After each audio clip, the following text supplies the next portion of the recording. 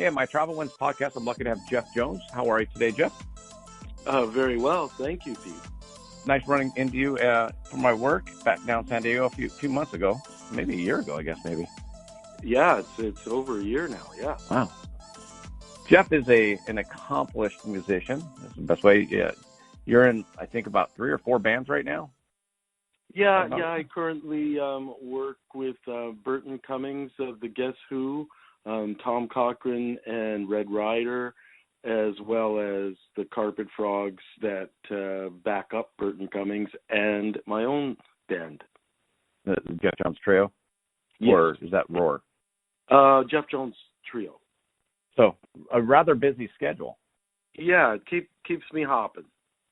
What's the how much traveling are you doing per year now for all your gigs and everything? Well, currently a lot of them are in the province. I live in Toronto, Canada, yeah. And a lot of this fall is drivable for me. But earlier in the year and starting in the new year, I'm back to airports. Yeah, exactly. Yeah, this past summer, I spent a lot of time in airports. Do you have a favorite? Do you have a least favorite? Well, my home airport here, what they call YYZ, that's the number, the letter that they, there's LAX, yeah, and I'm YYZ. It's actually one of my least favorite. It's ironic, right? Because it's the one I'm always going out of and into. But going out is fine. But coming in, they tend to, your baggage, you always have to wait for. Oh, it's longer than a lot of airports.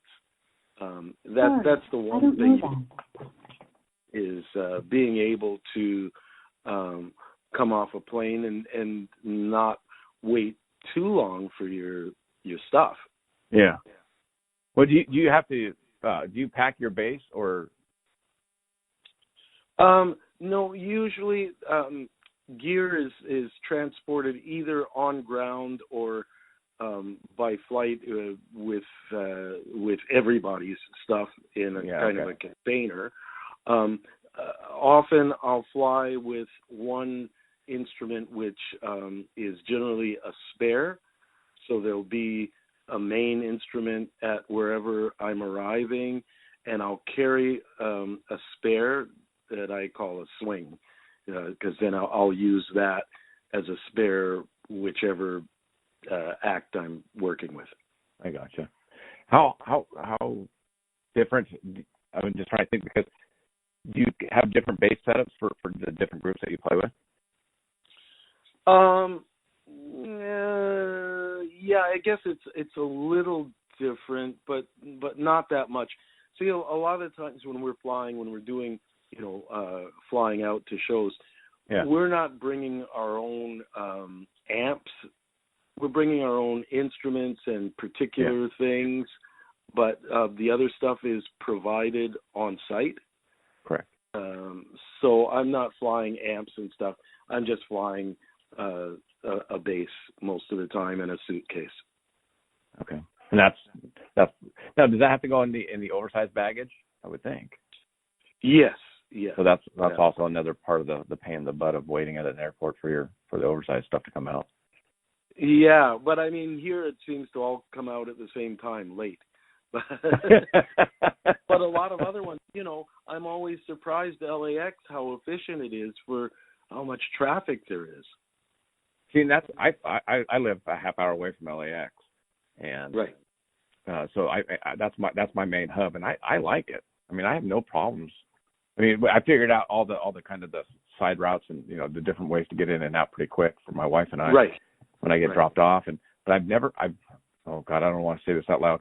I haven't lost any luggage there. Yeah. I haven't had major delays unless it was if I was flying back east and snowstorm and that kind of thing. But right. Yeah. No. That is one airport where a lot of us have had good luck in coming in and out and not being held up, not having issues. I did once, flying out of LA, have my flight canceled.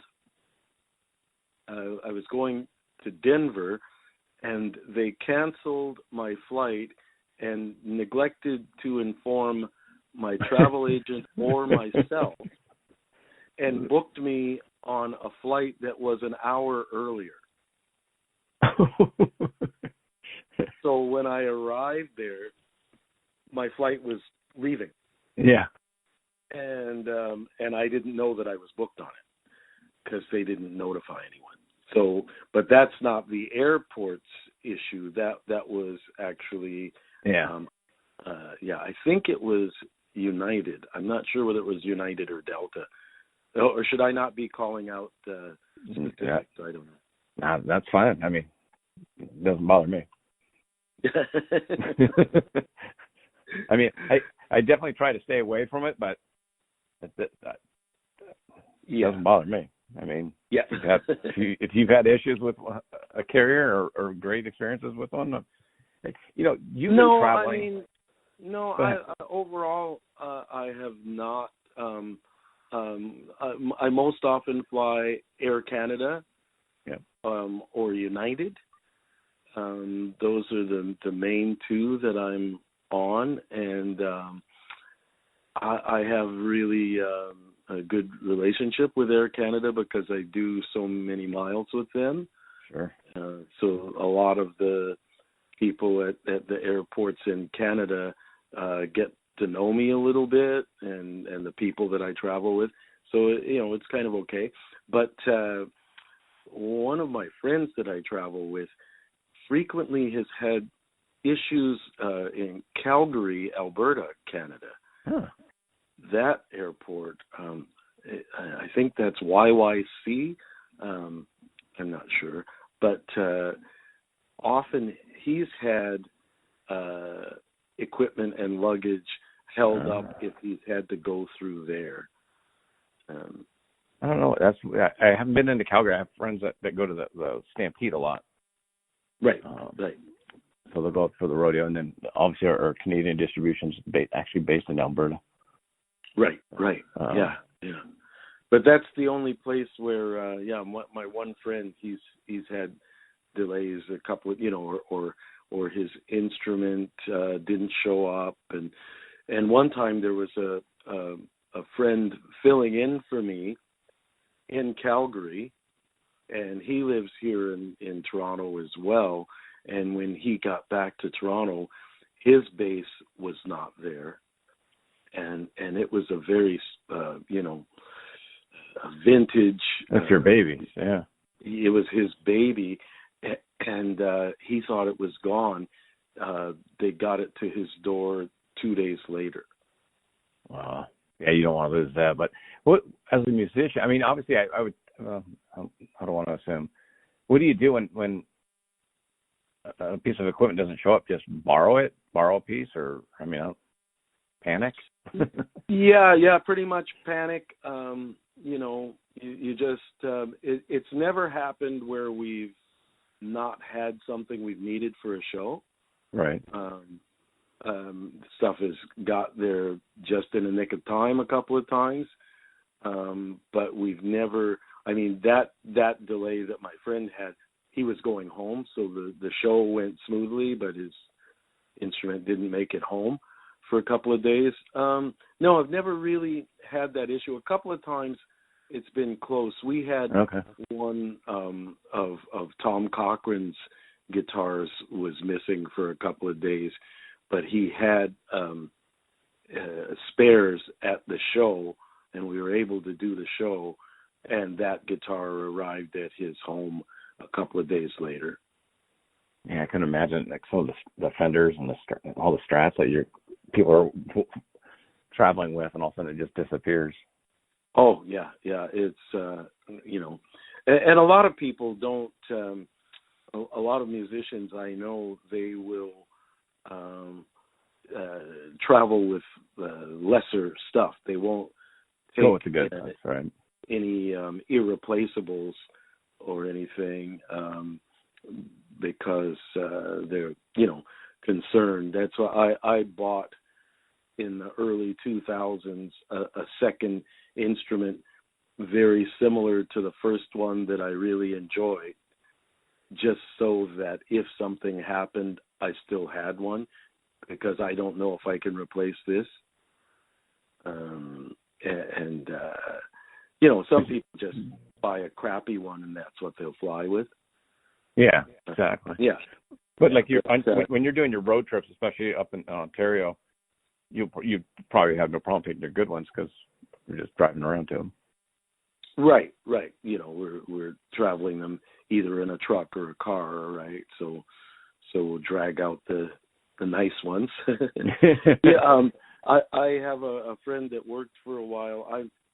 I met Richie Sambora, formerly of John Bon Jovi, a couple of times, and he has, obviously at his level, some incredible vintage instruments that are, I can imagine, like, just phenomenal and so highly valued.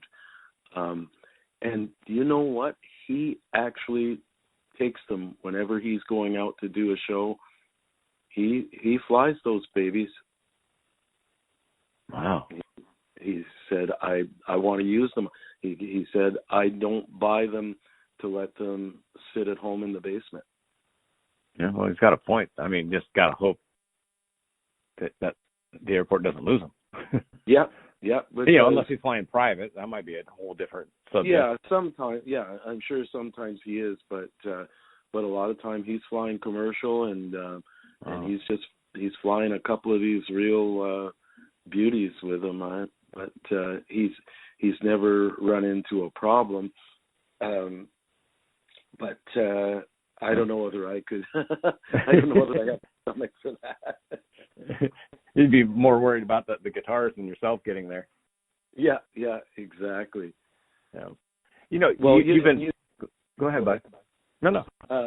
That I believe, and I don't know this to be certain, but I believe that the airlines, if they lose whatever is attached to your ticket, they can only pay $250.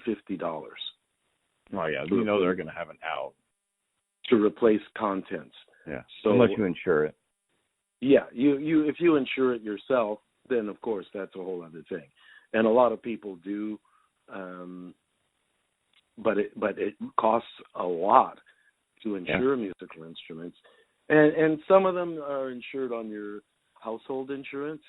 Yeah, even if you take them out. So there is some recourse, but the airline is basically going to give you $250 if they lose your $2,500 instrument. Yeah, and they might say, "Oh, sorry," because I mean, they're definitely not going to.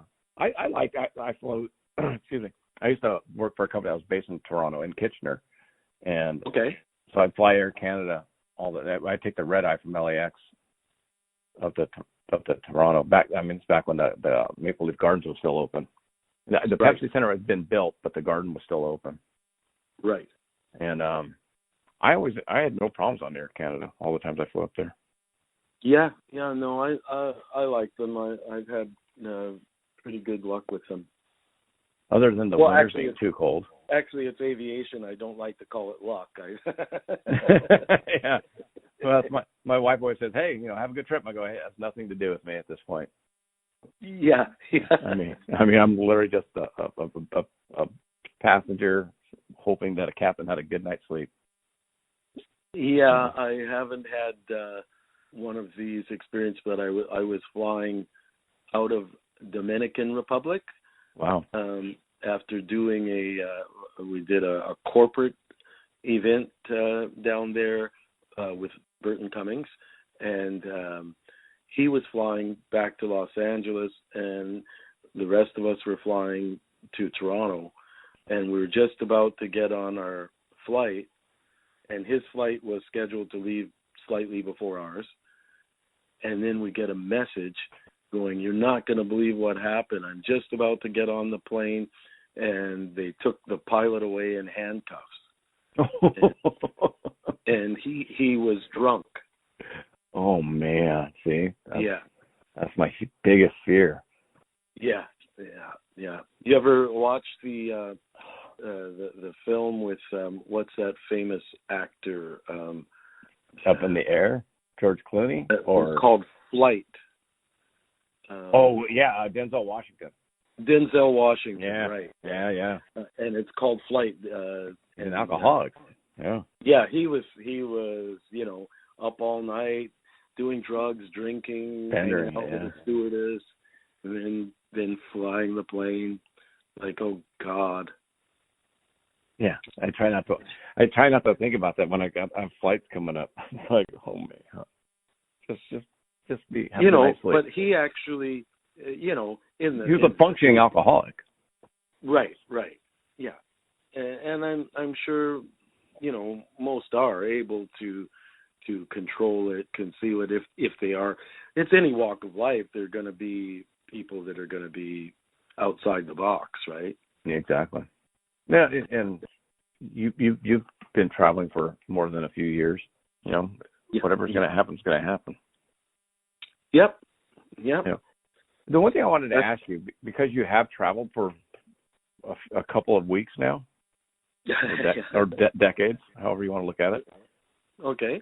What's the biggest difference from? I mean, and I don't know. You were in Ocean back in the early '70s, and you had to put your hand in your hand. Yes. And you've been a touring musician for coming up on 50 years? Yeah. I started when I was 16. Yeah. So, I mean, what are the biggest differences in traveling from the 70s and 80s and 90s, with the advent of the cell phones and technology that you have nowadays?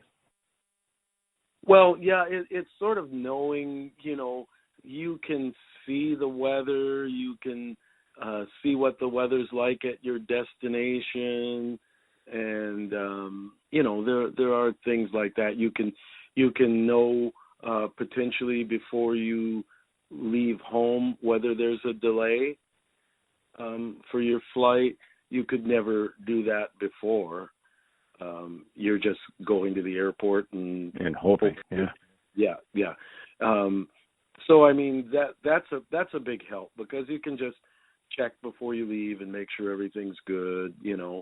I find that to be really helpful. Yeah, I get the text notifications. So if there's a delay, they'll actually text me and say, "Hey, your flight's 45 minutes late." I'm like, "Oh, great! I don't have to rush to get out of the house or whatever." Yeah. That I find to be the best part of it.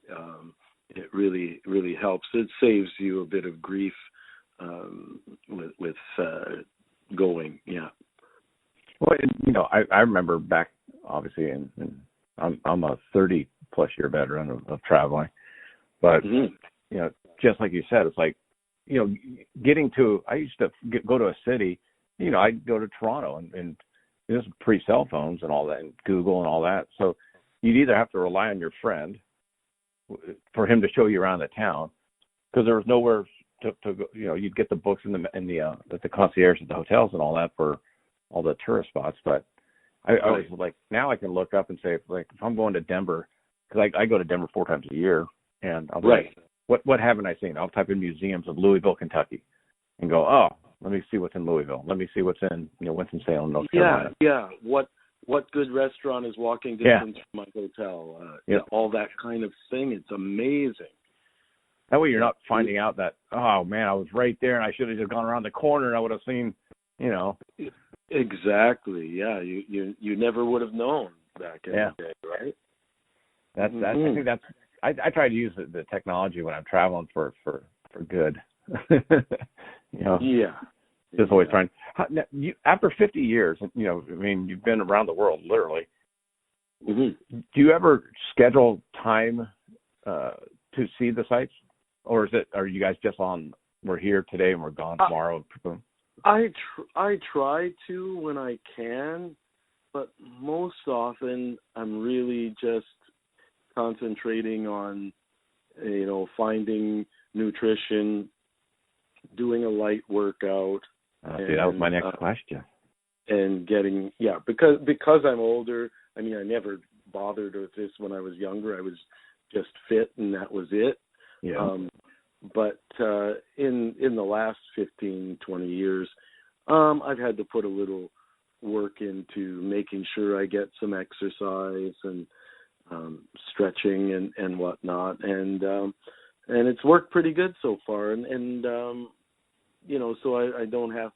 I'm not on any medications, and I've never had any surgeries. So I guess whatever I'm doing is okay. I drink a bit, but I'm okay. Do you get to go to the doctors and they go, okay, what are you taking? And you go, nothing, and they go, no, like, what are you taking? And you go, no, I'm good. Well, no, I've had the same doctor for a number of years. And, okay. And she knows me, and nothing's been prescribed for all these years that I've been there. So I just go for my checkup, and then they do a little blood work, and then she says, well, you're pretty good. I wish you'd. I'm honest about how many drinks I might have in a week, and she says, well, you could cut back a little bit, but you're not too bad, and all your blood work's good. So I just go with it. I hear. I mean, last couple of years with the changing of our health care insurance down here in the States, I've had to switch doctors, and 2 years ago I got a new doctor, and I went in there. I had just turned 50, and he's like, so what meds are you on? And I'm like, I don't take anything. I go, I've taken a leave once a month, maybe, if I do something stupid. Yeah. And he's like, no, like anything. Like, what medicines are you on? I go, nothing. I go, I'm not prescribed anything. I'm not taking anything. Yeah.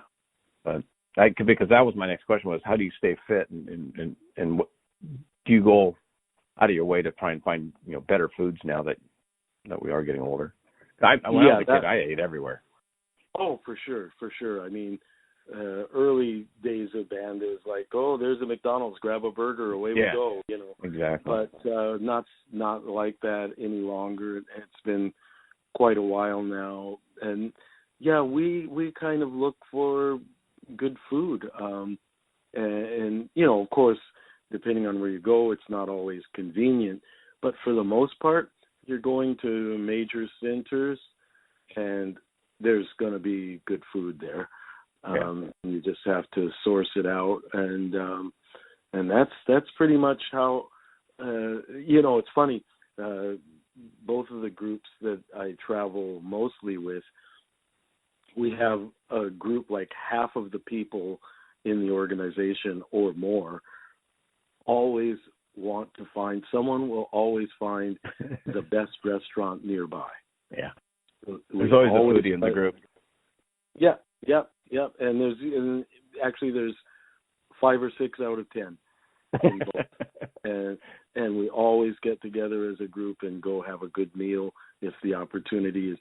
Sometimes on the show day it's whatever's at the venue. But if we get someplace the night before, we're branching out and looking for something good. I had a friend. He was awesome to travel with. He was actually on the San Diego Wine Advisory Board. Nice. And so if you ever want to travel with and have a nice dinner with somebody, have a guy that actually is on the Wine Advisory Board.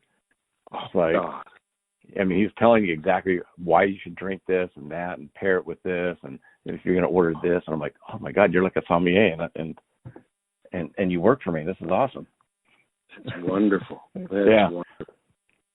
Yeah. We have a fine dining. What? Go ahead. No, go ahead. Fine dining. Go ahead. I have a fine dining restaurant down the street from me here, and I can't afford to eat there often.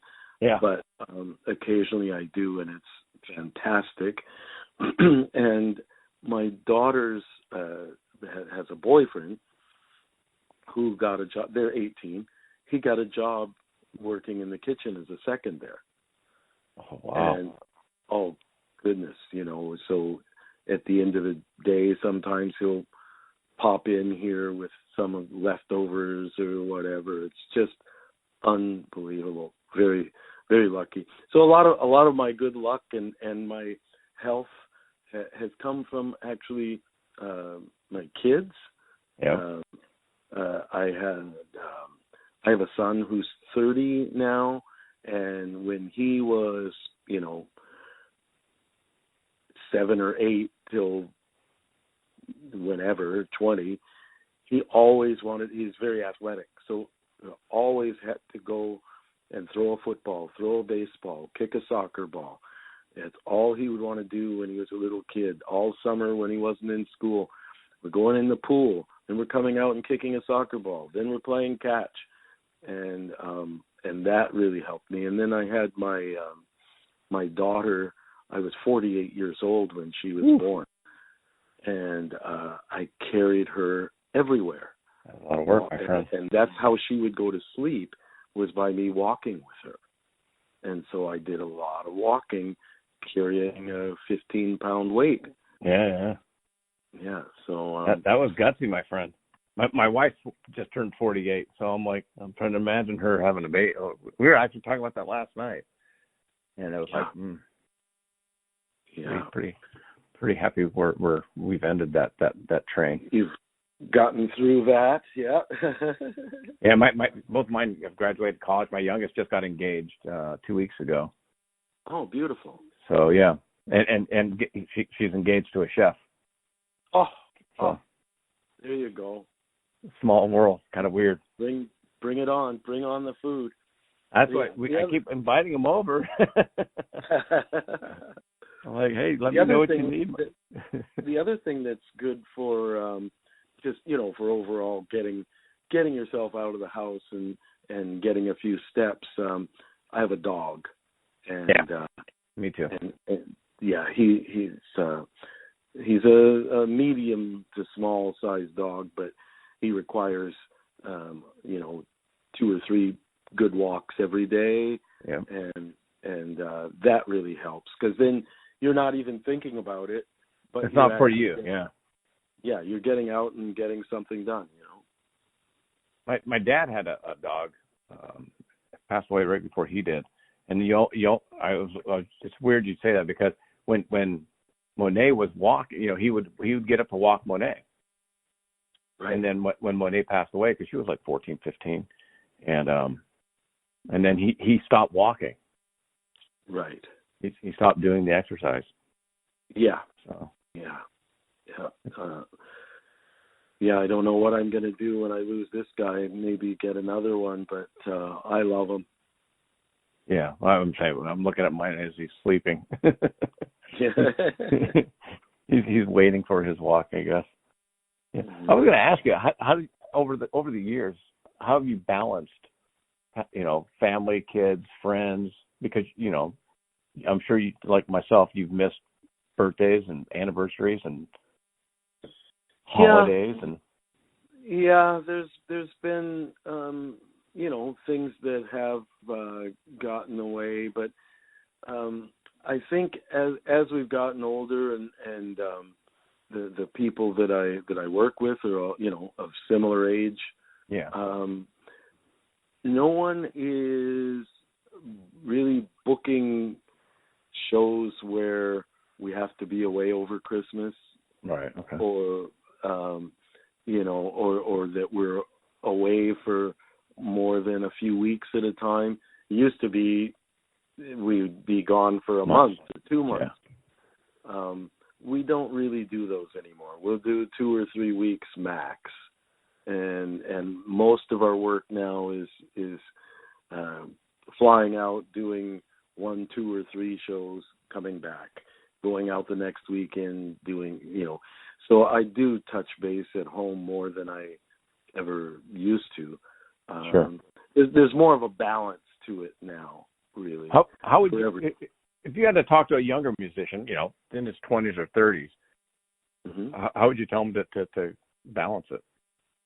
Knowing what you've I would tell him, go to school and make sure you get your education. Don't try this at home. Yeah. No, I mean, that's my own. I always tell kids when I talk to the younger musicians, if they're of post-secondary education age, I say, if you have the opportunity, fake it. Continue to play or write or dance or paint, whatever it is that you love. Yeah. Do that. But if you have a chance to take courses or attend any education, take that. You don't necessarily have to be a professional musician in order to break through. A lot of the people that cut through now, hey, they're doing other jobs. And you do it because you love it and you make it fun. And then if that branch takes you to where it needs to be full-time, or you're going to be able to earn enough to sustain yourself, then you make that jump. But it's very difficult now. I mean, it's always been. I mean, people talk about now or then. It was never easy to just go from being a kid that could play to being on records. I got extremely lucky. It doesn't work like that for everyone. So I just say do it and enjoy it and put yourself out there. And people can now, I mean, you know, you can make what's close to a finished recording with your iMac. Yeah. But I'll be honest with you. I mean, my podcast is that. I love my job. My day job is great. Yeah. I work with great accounts. I have my corporate office has got wonderful people that work there. And now that my daughters have moved out, the podcast was kind of my hobby. Yeah. And now, you know, if you would have told me a year and a half ago that, hey, you're going to start a podcast that's going to be heard in 56 countries, I'd be like, you've lost your mind. Right. But that's the advent of technology nowadays. Right. It's getting you out to places you can't imagine that you would be heard. Yeah. And talking to people like you. Yeah. It's so good. Yeah, it's been awesome. And you're exactly right. I mean, I think I have some friends that have been musicians that I've known personally for decades. And even back in the day, they made more money. Now, if they're not touring, they're not making money. Right. And touring means you're away from your friends and family and all that. So that's tough. Yeah. I guess we've also, with our groups, a lot of us have been friends for a lot of years. So when you're touring, you're actually out with a lot of your close friends. For us, it's not just a business. We like to have people working for us, with us. The techs are all people that we've known and loved for years. I mean, the Carpet Frogs you've been with 26 years, right? Right. Yeah. And Tom Cochrane was, 81, 82, probably around there? Yeah. Well, we started in 79. Okay. So 40 years. Yeah. I did have, with Tom Cochrane and Red Rider, we were separate through the 90s. Right. But then reconnected in 2002, and then the Carpet Frogs connected with Burton Cummings at the year 2000. As a matter of fact, we're having we're playing New Year's Eve in Nova Scotia, and it's the 20th year that we've been playing together. Oh, that's amazing. And pretty much all the same band and crew. And that's got to really help. Like you were saying, you know, it's not you're not just a touring musician with people you don't know. I mean, you know people. If you've been playing with somebody for 20 years, you know them. Right. 40 years. And you know, we're like Felix and Oscar, right? Exactly. When we come into a place and guys are squabbling like brothers, and people are like, "Holy smoke, you guys are just squabbling." Well, it's because we fight because we're brothers. Yeah. Oh, we do the same thing. You know, I have to go well, heck, in less than 2 weeks, I'll be in Vegas for the rodeo, the World Finals rodeo. Right. And I'm there for 16 days. And we work every day. This will be my 11th NFR. So, and then I see them 4 times a year in Denver and as the rodeos and other events and all that. So it's kind of the same way. You have your inside jokes and all that. But it's fun. You know each other well. You know each other's families a bit, and it's really good. Yeah, it's I always joke when I started, I had a really young crew that worked for me, and now they're in their 30s. And I guess women getting into their 30s is a big deal because I've had 2 of the girls that worked for me in Vegas like, oh my God, I go, I'm gonna have to trade you in for some young talent, and they're like, what? Yeah. Yeah, they get worried because so many people have this thing about youth, and it's like, do you see where Keanu Reeves is dating someone his own age, and it's a big deal?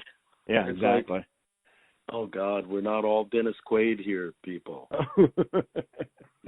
or David Foster. David Foster, there's another one. Yeah. It's Catherine McPhee. It's like, wow, she's younger than your daughter. How'd that work? Yeah, it's wild. But, it's a weird world we live in at times. Yeah. I always let me ask you this question, because you were born in Chicago, but you're a Canadian, right? Yeah, but you don't lose your U.S. citizenship unless you. I found out in 2003. I was traveling on a Canadian passport with a work visa to come into San Antonio, and the customs official said, we step over here for a minute. And I'm like, oh God, this is 2 years after 9/11. Yeah. I'm like, oh God, what is this? And he goes, look, have you ever worked for the Canadian government? I go, no. And he said, have you ever been in the armed forces up there? Well, no. Have you ever denounced your American citizenship? Because there is a procedure for that. And I said, no. And he said, well, you're still an American. And when you get back to Toronto, you go to the consular office and get your U.S. passport. Oh, wow. So you're entitled, you're able to have both. So I have ever since. That's probably made it a lot easier for you. Yeah, it makes crossing the border much simpler. Yeah. I mean, you've been in Canada for 50 years, so I mean. Yeah. So I mean, when I came here, I was 13 when my family moved here, so I never had worked or had a social security number or anything like that. So all of that stuff is here in Canada. That's pretty cool. So obviously you love living up there at this point. Yeah, but Chicago, where I was born, doesn't call out to me other than my sister still lives there and she's wonderful. But it's a funny place, and it was really rough in '66 when my mom and dad decided to move up here, and so we never really looked back. My mom and dad, who are no longer with us, but all of their years, my dad would rarely go back. My mom did more so. They just became fully Canadian, and I've enjoyed going back and doing, the little bit of work that I do there. I was going to tell you, Pete, that sometime when you talked about balancing, between the touring and the family life, a few times what I've done is my wife worked in California as a film editor in the 90s. Okay. and so she has some fondness for it, as do I. It's the one area I probably spent the most time in the States, because we did a bunch of recording there. Oh, sure. In the early days, and I did some again in about 8 or 10 years ago. But at any rate, what we've done is when I've had shows that are booked in California, I will sometimes arrange that I will bring my wife and daughter and stay for an extra period. There you go. Come down and do the work and make it our vacation. Or one time we went before. I had a week to explore the coast before coming down to LA for a gig. And I've done the same. Just the day I met you, you were just walking around. Yeah.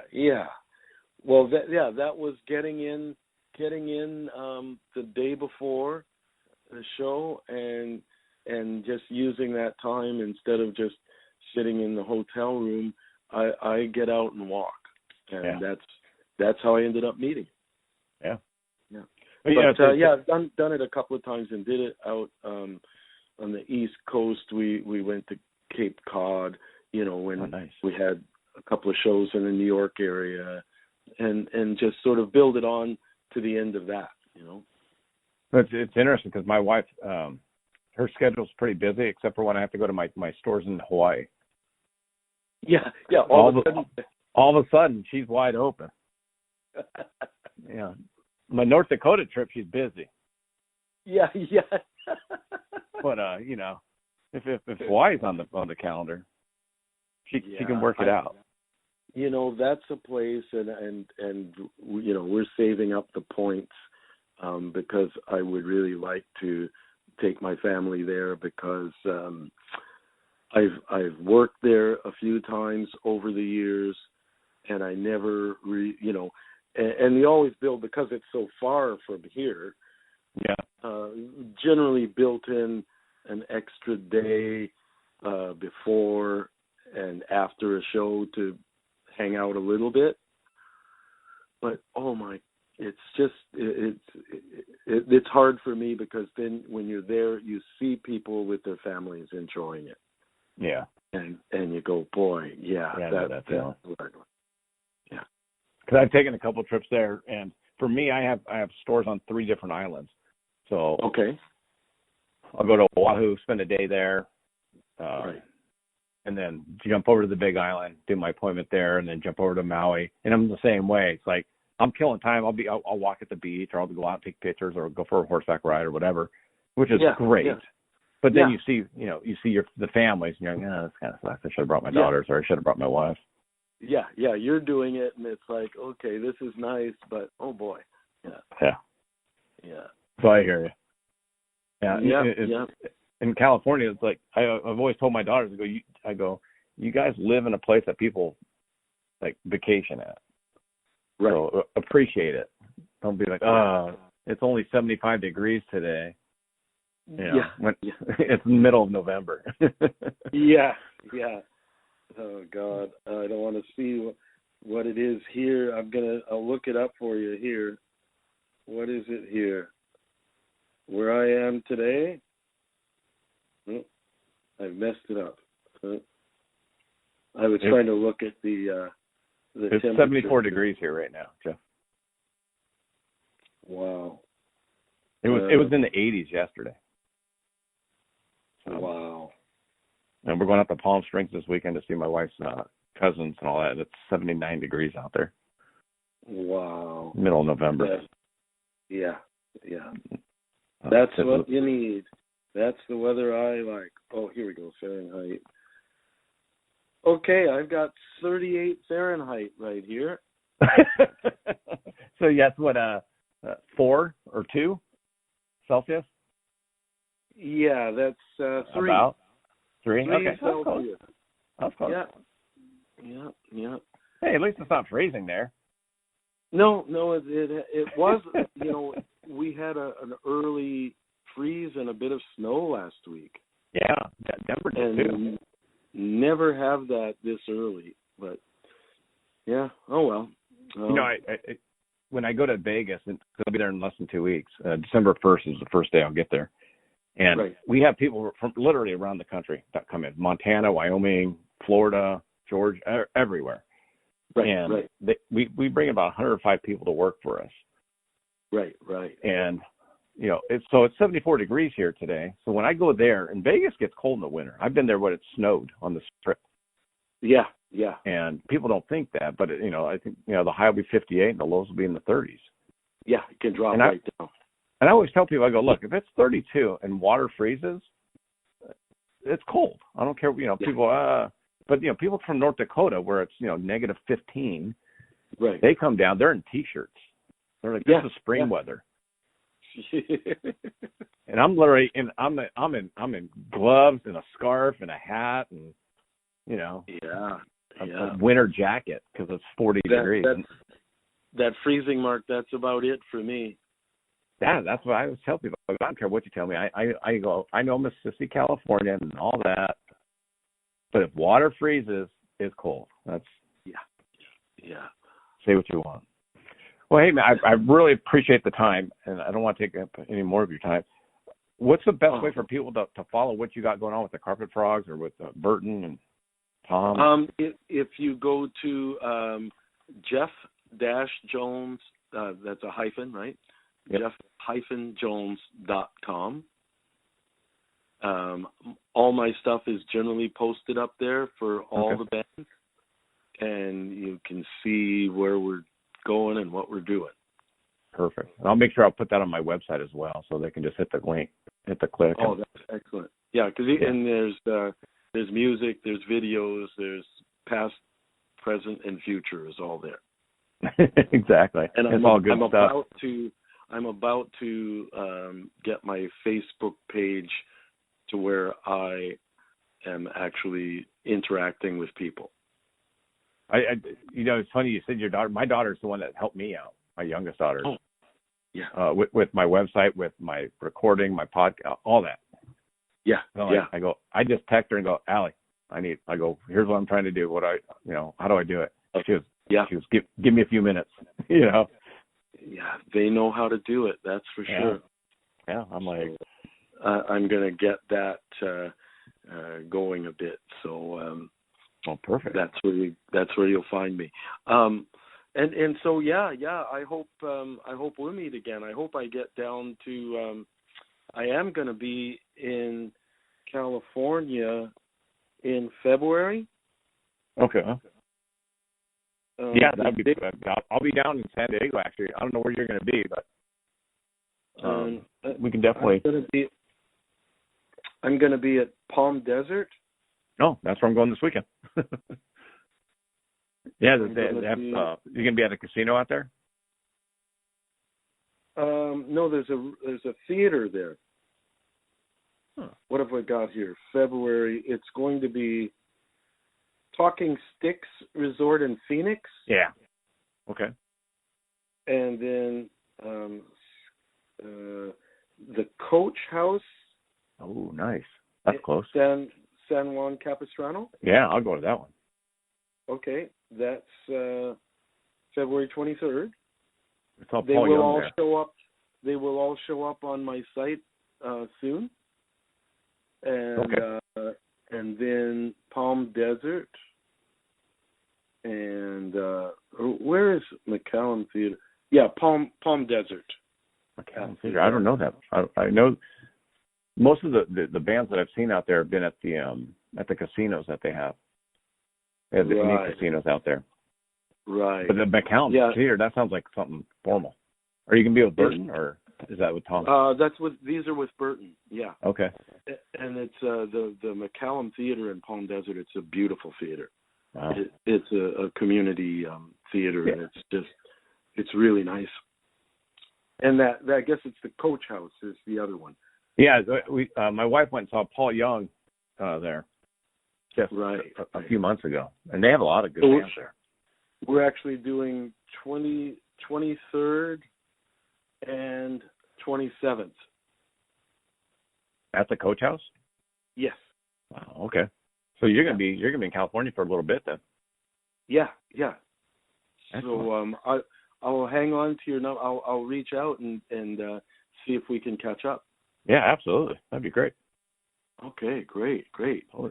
Totally appreciate it. Are there any other locations where I would find one of those fantastic shirts? Like there are many.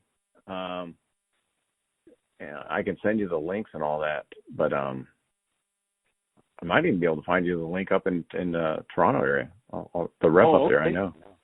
Okay, great. Well, anything like that, yeah, I would love that, because I'm telling you that this kind of shirt, I mean, people have loved it, and now there's too many pictures of me in it, so I need to, exactly. I need to up my game now. Well, it was so cool that I sold your shirt. People always say, "Oh yeah, no, I'm going to wear it," and then you never see it. But then, like with you, I saw you actually wearing it on the midway, and I was like, "Oh shit, he actually did wear it." Okay. Yeah, for sure. That's very cool. Yeah, and there's right. for me, my territory, like I'm a major account. Yet Boot Barn, they have 250 plus stores nationwide. And okay. So whenever they open up a new store, they want me to go help set up the store and train the new salespeople with the products I sell. Right. And that's what's allowed me. I think 34 states in the last couple of years. So. Wow. And then I have all my existing accounts. I have about 60 accounts in California, and then 3 or 4 in Hawaii. Yeah. So I'm running around just like everyone else. Yeah. Oh, wonderful. Yeah. Like I said, I really appreciate the time, and I always joke with people, Jeff. I go, I love talking to people that travel for work. The negative is they're always traveling for their work, so it's hard to get a hold of them. Right. Just between my schedule and then everyone else's schedule. So I really appreciate the time. No worries. I appreciate being able to talk to you too. Yeah. So hit me up in February, and then we'll definitely. Okay. Great. Sit And down. if you think of it, any links to any place near me that I could take a look, give me a link. Yeah, you got it. I'll just send it over to you. Okay, great. Perfect, Jeff. Well, hey, have right. a great holidays. Thank you. You too. And enjoy the rest of this beautiful day. Yep. I don't even want to tell you what I'm going to do, but you're going to the beach. I'm going to the beach. Okay. Well, that's okay. That puts a smile on my face. I got to enjoy it while I can, because like you, it's like everyone's like, "Oh, you're so lucky you live at the beach." I go, "Yeah, but when I'm in a hotel room in Fresno for a couple of days, or even in Vegas, everyone's like, "Oh, you get to go to Vegas for 2 hours." Oh, it's going to be so much fun. Yeah. Who wants to sleep in a hotel room on the Vegas Strip for 16 days? Yeah. Not as much fun. And I'm not in my 20s. Right. You're not finishing a day's work and then going out and hitting the casinos and the bars. Oh, we have people. I have a couple of people that work for me, and I always tell them, I go, "Look, I don't care what you do at night. I don't care. Yeah. As long as you're there at 9 a.m. with a smile on your face from 10 to 5, I don't care what you do at night. You come in and you don't smell funny, and you can look me in the eye. Yep.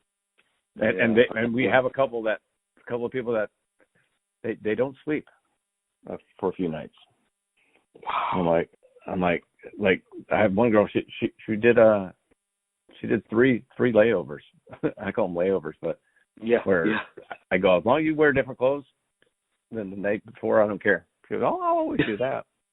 Oh my God. Wow. I couldn't. I'm past that point, I guess. Yeah, they're stronger than me, that's for sure. Yeah, exactly. I'm like, okay, I'm going to go maybe hit the gym. For me, I'll walk up and down the strip. That's how how you say you walk, because that's what I'll do too. Yeah. Like, I'll get done, and I'll put on my comfortable shoes instead of my cowboy boots that I've been in all day, and then just walk down the strip and then walk back. Yeah. Do a little people watch, and it's good. Yeah, exactly. So, all right, my friend. Hey, have a great holidays, and best wishes for you and your family this holiday season. Okay, thank you, Pete, and the same to you. Okay, bud. I'll talk to you soon. Okay, cheers. Bye-bye. I